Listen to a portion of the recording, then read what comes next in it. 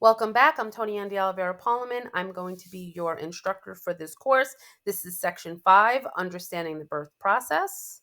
So, before we take a deep dive into the beautiful transformative process of childbirth, I wanted to take a minute to shine a little light on this quote. Birth is an intuitive, personal, and deeply spiritual experience. Trust in your body, trust in your baby, and trust in the process. I felt that this quote beautifully captured the essence of childbirth as a deeply personal and transformative experience. It emphasizes the importance of trusting the innate wisdom of your body, the connection that you share with your baby, and the natural process of birth itself. In a world where so much of birth can feel medicalized or out of our control, this quote serves as a powerful reminder that it's at its core, birth is a natural and intuitive journey. Trusting in these aspects can empower you to embrace the experience with confidence and calm, knowing that your body and your baby are both designed for this moment. So, understanding the birth process is crucial for several reasons. First, it empowers you. Knowing what to expect helps you feel more confident and prepared, so you're not caught off guard. Reducing fear is another key benefit. One of the biggest anxieties during childbirth is the fear of the unknown, and the more informed we are, the less fear we experience. Understanding the stages of labor and your options also allows you to make informed choices that align with your personal preference and values, ensuring your birth experience reflects what's important to you. And finally, when you understand the process, you're able to actively participate in your birth, whether that means advocating for your needs, adjusting your plans as things evolve, or feeling more in control throughout the experience. So let's start by talking about the stages of labor. Childbirth is divided into three main stages. The first stage being the early labor and active labor phase. Stage 2 is the pushing and birth of the baby stage, and stage 3 is the delivery of the placenta. Each stage involves different physical processes and milestones that lead to the birth of your baby. So let's break them down and look at them one by one. So, in stage 1 of labor, you'll begin to experience early labor where contractions are just starting to build, but the cervix is beginning to dilate. During these stages, contractions can feel mild to moderate. However, you should be able to still move around, and while they gradually become stronger and more frequent. Early labor can last anywhere from several hours to days. So it's really important to reserve your energy. Signs of early labor include contractions that are anywhere from 5 to 15, 20 minutes apart. And the potential for things like a bloody show, a lost mucus plug, those things can happen, but they don't necessarily have to happen. Okay. There are plenty of birthing people that do not lose their mucus plug or ever see a bloody show. Okay. So, to manage this stage, focusing on staying relaxed, hydrated, and nourished is really important. Eat great meals.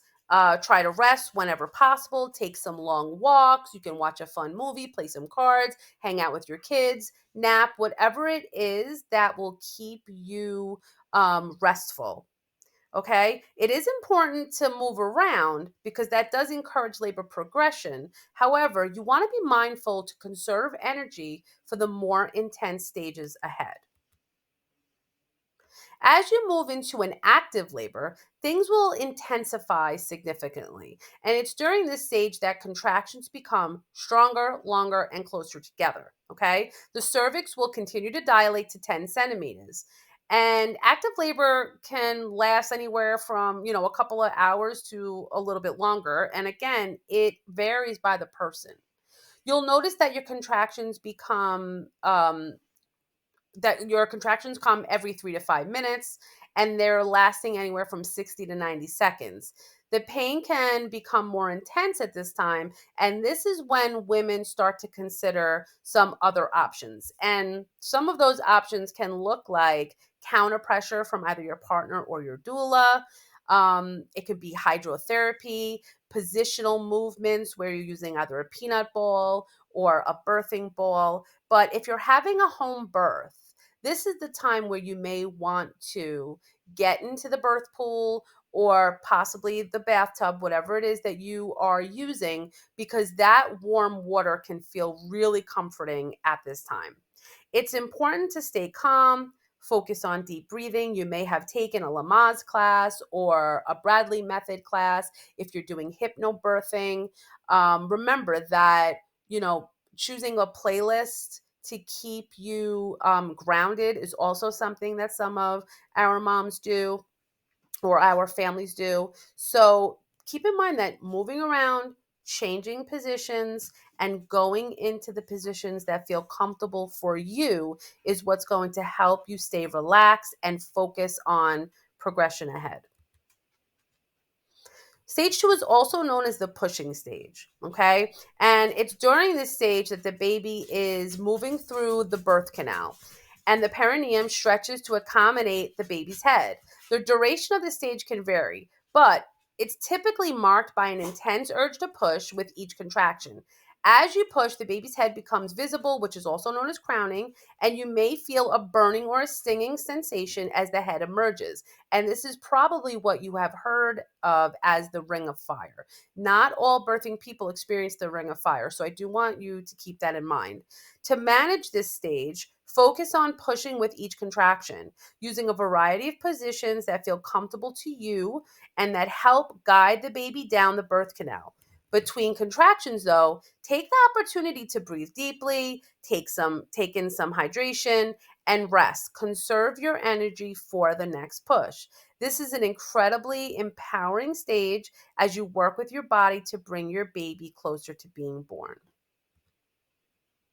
After the baby is born, the baby's first cry signals the start of breathing, marking an emotional and transformative moment for both you and your baby.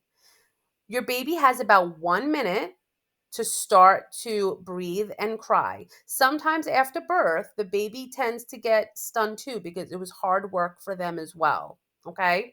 Your birth team will check your baby's health while your baby is placed on your chest for immediate skin to skin contact. That is the best place for your baby. You're going to gently rub your baby's back and talk words into your baby.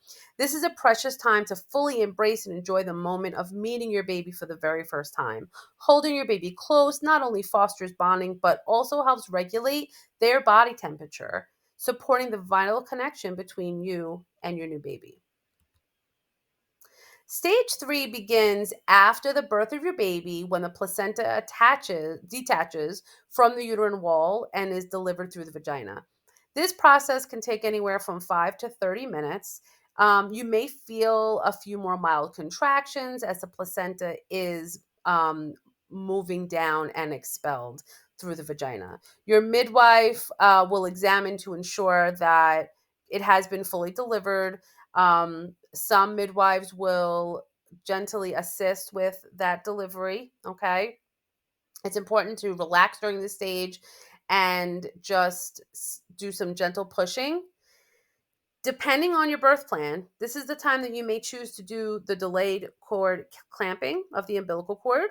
Okay. And you may want to keep the placenta for encapsulation or any other cultural practices. You would have had this conversation with your midwife prior to this point, but I just wanted to throw it out there that, some midwives will keep the cord attached for a lot longer than expected. Okay. So that's up to you. You want to have that conversation with your midwife. There are plenty of ceremonies that are offered and done during this stage because it is a really special stage.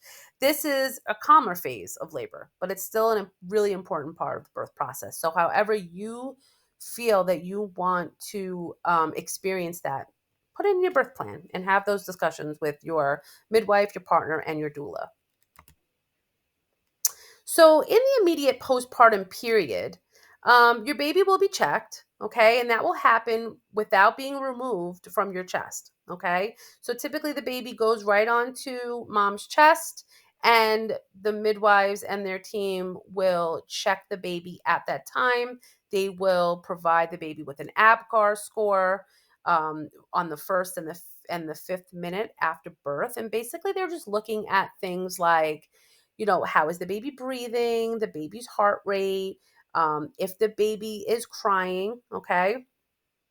It's at this time that it is encouraged skin to skin contact. And if you're ready to start breastfeeding, then that's also encouraged at that time, okay?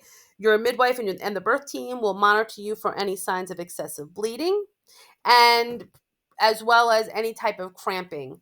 And this cramping can be known as or called after pains which can range really from mild to severe. Some women do not experience any after pains, where some have a pretty difficult time during this stage. So, this is something that you want to talk to your midwife, and they'll guide you on how to manage the discomfort of the after pain. Okay. Normal bleeding is called lochia, and it will occur as your body begins to shed the uterine lining, and that can last anywhere from 3 to really 6 to 8 weeks. It's important during this time, though, to focus on resting, recovering, and fully embrace the precious moments of bonding with your baby as you begin the breastfeeding process. I had also put in part of this section a sheet. It's like a little form that will inform you of the 555 theory. So take a peek at that. So, during the postpartum period, physical recovery can include fatigue, uterine contractions as your uterus shrinks back to its normal size, and vaginal bleeding as your body sheds the uterine lining. With vaginal birth, if there was a tear, a perineum care, or a perineal care will be necessary to promote healing. If and that could be as simple as, an ice pack if you've had no tearing, and if you've had some tearing, some tears don't necessarily need sutures. But in the event that they do need sutures, your midwife is equipped to perform a repair using lidocaine to numb that area and suture. If they are not equipped to do that, sometimes they will call someone in to do it. But make sure you have that conversation with your midwife prior to this point. Okay, so during your prenatal visits, it's one of the questions that you may want to ask. Okay. And emotional recovery is also an important aspect of postpartum healing. As hormones shift, it can bring about mood changes. It's completely normal to experience a range of emotions, so don't hesitate to ask for support if you feel overwhelmed. Your midwife will schedule a follow up visit, typically within 24 to 36 hours, and then will continue to monitor you, and you'll have appointments for anywhere from 2 to 3 more appointments in person from about 2 to 6 weeks. If more appointments are needed, most midwives will accommodate that. Okay, so that's just another question that you may want to ask your birth team. So, while most births go smoothly, it is important to be aware of potential complications that can arise during the postpartum period. Excessive bleeding, for instance, may indicate a problem if you're soaking through more than one pad every 45 minutes to an hour. Signs of infection can include a fever, foul smelling discharge, or unusual pain around the incision site, or perineum, or if you're having any type of unusual pain in the abdomen. Postpartum depression is another concern. So, with symptoms such as feelings of sadness, anxiety, or a loss of interest in activities that you once enjoyed, you want to make sure that you verbalize that to either your partner. And if you don't feel comfortable doing that, you can always confide in your midwife as well. Additionally, some new moms experience breastfeeding challenges, including difficulty with latching, pain during nursing, or concerns about low milk supply. If you experience any of these issues, it's important to seek advice from your midwife to ensure the best care for your recovery. If it is something that they can manage and work with you on, they will. If not, that most midwives work with lactation specialists in the area, and they should be able to refer you. So, to help ensure a smooth and positive birth experience, there are several key tips to keep in mind. First, stay informed by learning about the birth process, which will empower you to ask questions and make well informed decisions. Trust in your body. Remember, it was designed for this process, and you have the strength and resilience to handle it. Stay flexible as birth can be unpredictable, and being open to adjustments will help reduce stress and anxiety. Surround yourself with strong support teams, whether it's your partner, doula, or trusted um, healthcare provider or midwife team, to ensure you feel supported every step of the way.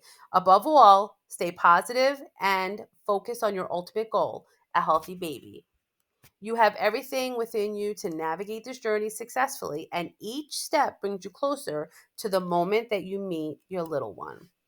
So, to wrap up, understand the birth process reduces fear It helps make informed decisions and it empowers you to be an active participant in your birth experience. Every birth is unique, and your journey may look different from what you expect.